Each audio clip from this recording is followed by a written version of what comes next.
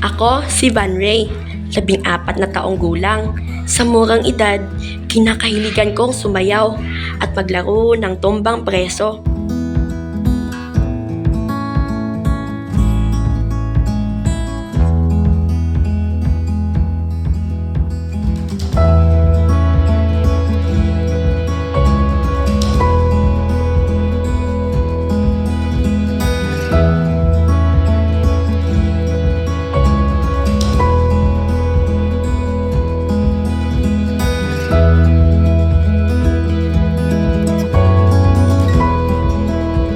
Kasama ang aking pamilya, namumuhay kami ng simple, ngunit masaya.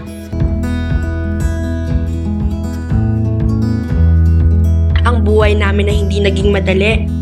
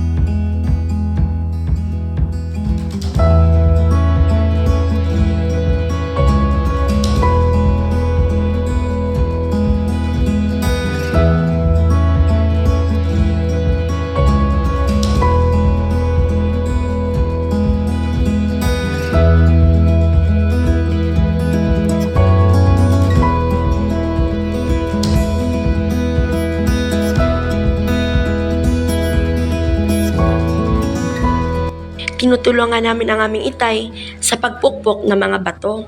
Mga batong ginagamit sa konstruksyon at paggawa ng bahay.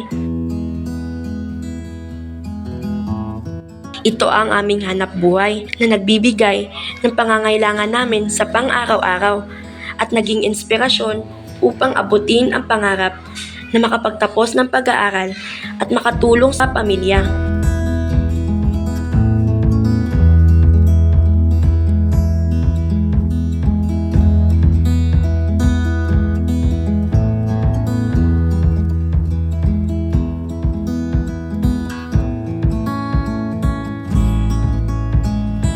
Ngunit, dumating ang isang malupit na pagsubok na biglang nagbago sa aming buhay. Naaksidente ang itay.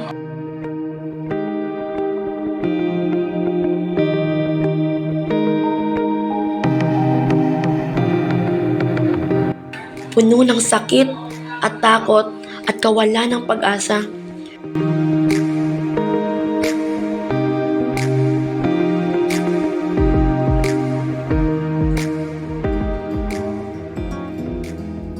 Ngunit sa kabila ng lahat, kami ay naging matatag.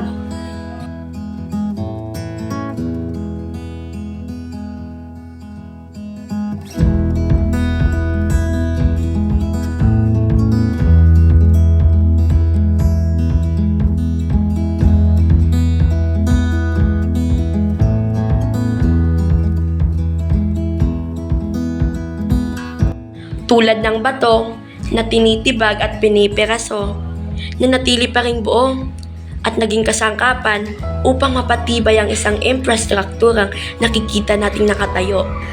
Lahat ng aming pinagdaanan, tinuruan kaming magpatuloy kahit nawawala na kami ng lakas.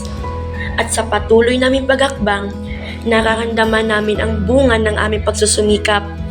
Ang bawat patak ng pawis ay namumuoy parang bato, ay katumbas ng pagpatak ng katotohanan na kami ay malakas, matapang at walang hanggang pagnanais na makamit ang mas magandang kinabukasan para sa aming buong pamilya.